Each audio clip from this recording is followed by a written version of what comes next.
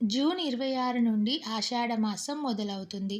స్త్రీలు ఎలాంటి నియమాలు పాటించాలో తెలుసుకుందాం. ఆషాఢమాసం జూన్ 26 నుండి జూలై 24 వరకు ఉంటుంది.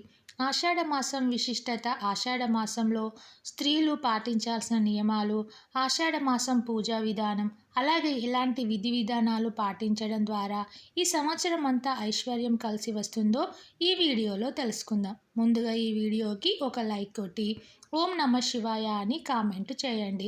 జూన్ 26 గురువారం నుండి ఆషాఢమాసం ప్రారంభమై జూలై 24తో ముగుస్తుంది. ఆ తర్వాత శ్రావణ మాసం ప్రారంభమవుతుంది. ఈ పవిత్రమైన ఆషాఢ మాసాన్ని కోరికలు తీర్చే మాసంగా పరిగణిస్తారు. ఆషాఢ మాసం అంటేనే దేవతల పూజలకు ఎంతో విశిష్టతమైనది. ముఖ్యంగా ఈ ఆషాఢ మాసంలో ఎలాంటి శుభకార్యాలను నిర్వహించకూడదు. వివాహాది శుభకార్యాలను నిర్వహించకూడదు. గృహప్రవేశాలు చేయకూడదు. అలాగే గృహ నిర్మాణ పనులను చేయకూడదు.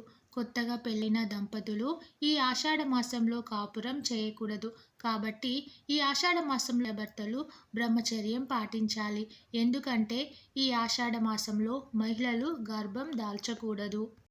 కాబట్టి కొత్తగా పెళ్ళైన భార్యాభర్తలు తప్పనిసరిగా దూరంగా ఉండాలి. అలాగే కొత్త కోడల్ని పుట్టింటికి పంపించాలి. ఆషాఢ మాసంలో కొత్త కోడలు పుట్టింటికి వెళ్ళకపోతే అత్తాకోడల మధ్య గొడవలు ఏర్పడతాయి.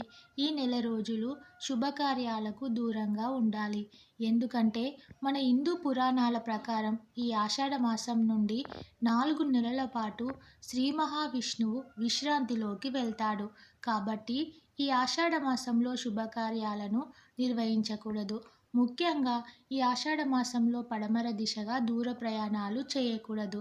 అలాగే కొత్త వ్యాపారాలను ప్రారంభించకూడదు. భారీ పెట్టుబడులను పెట్టకూడదు. దీనివల్ల ఆర్థిక నష్టాలు ఏర్పడతాయి. ఇక ఆషాఢ మాసంలో ముఖ్యంగా మునగాకు పప్పు, అలాగే నేరేడు పండ్లు తప్పనిసరిగా తినాలి. దీనివల్ల మంచి ఆరోగ్యం లభిస్తుంది. ఋతువులు మారుతున్న సమయంలో మన శరీరంలో అనేక మార్పులు వస్తాయి. కాబట్టి మన శరీరానికి రక్షణ ఇచ్చే ఆహారాన్ని తప్పనిసరిగా ఈ ఆషాఢ మాసంలో తినాలి.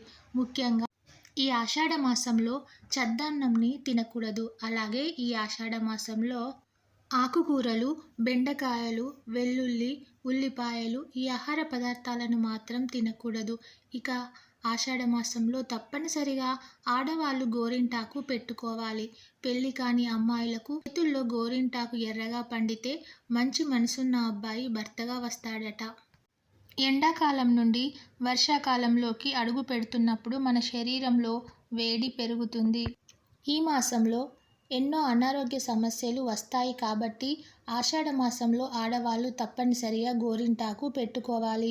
ఎందుకంటే మన శరీరంలో ఉన్న వేడిని గోరింటాకు తీసేస్తుంది. రోగనిరోధక శక్తిని పెంపొందిస్తుంది. ఆడవారికి ఉండే గర్భాశయ సమస్యలు తొలగిపోతాయి.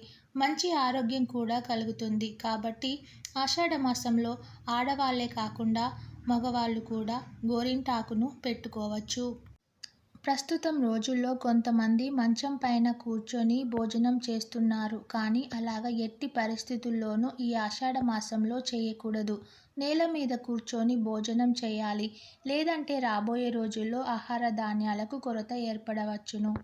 విశేషంగా ఈ ఆషాఢ మాసంలో పుణ్యక్షేత్రాలను దర్శించడం, ఇంట్లో నిత్య పూజలను చేసుకోవడం, వీలైనంత ఎక్కువగా దేవుని మంత్రాలను ధ్యానించడం ఇలాంటి పనులను చేయడం ద్వారా కోటి రెట్ల పుణ్యాన్ని సంపాదించుకోవచ్చు. ఈ ఆషాఢ మాసంలోనే గురు పూర్ణిమ, బోనాలు, ఉత్సవాలు వంటివి ముఖ్యమైన పండుగలను జరుపుకుంటారు. ఈ ఆషాఢ మాసంలో ముఖ్యంగా పెళ్ళైన ఆడవారు తెల్లవారుజామున్నే నిద్రలేచి ఇంటి ముందు శుభ్రం చేసుకొని తప్పనిసరిగా ముగ్గు వేసుకోవాలి. ఆషాఢ మాసంలో ఇంటి ముందు ముగ్గు లేకపోతే మీ ఇంటి ఐశ్వర్యం నశిస్తుంది. ఇంట్లో సమస్యలు ఏర్పడతాయి. ఏ స్త్రీ అయితే ఉదయాన్నే లేచి ఇంటి ముందు ముగ్గు వేస్తుందో ఆ ఇంట్లో లక్ష్మీదేవి తిష్ట వేసుకొని కూర్చుంటుంది. ఈ ఆషాఢ మాసంలో మీ ఇంటి గడపలు ఎల్లప్పుడూ పసుపు పచ్చగా ఉండాలి. ఇలాంటి ఇళ్లలోకి దేవతలు వెంటనే అడుగు పెడతారు. సాధారణంగా ఇంట్లో దీపారాధన చేసేటప్పుడు కొందరు ఒక దీపాన్ని వెలిగిస్తారు. కానీ అలా చేయకుండా ఈ ఆషాఢ మాసంలో 2 దీపాలను వెలిగించాలి. అలాగే ఆషాఢ మాసంలో 5 వత్తులతో దీపం వెలిగిస్తే ఆర్థిక సమస్యలు తొలగిపోతాయి. ఈ ఆషాఢ మాసంలో కొబ్బరి నూనెతో దీపారాధన చేస్తే మీకున్న అప్పుల సమస్యలన్నీ తొలగిపోతాయి. అలాగే ఈ ఆషాఢ మాసంలో వచ్చే ప్రతి శనివారం నాడు రావి చెట్టు చుట్టూ 5 ప్రదక్షిణలు చేసి రావి చెట్టు కింద ఒక దీపం వెలిగించినట్లయితే కోరిన కోరికలు తక్షణమే నెరవేరుతాయి. ఆషాఢ మాసంలో గ్రామ దేవతలను తప్పనిసరిగా పూజించాలి. గ్రామ దేవతలను పూజించడం వల్ల గ్రామ దేవతల అనుగ్రహం మన కుటుంబంపై ఉండి ఎలాంటి కష్టాలు ఏర్పడకుండా ఉంటాయి.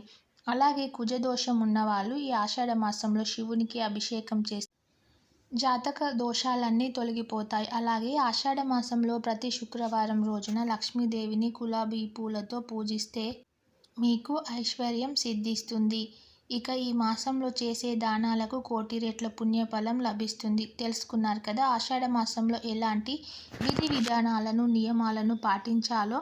ఈ వీడియో కనుక మీకు నచ్చితే లైక్ చేసి ఓం నమః శివాయ అని కామెంట్ చేయండి. Thank you.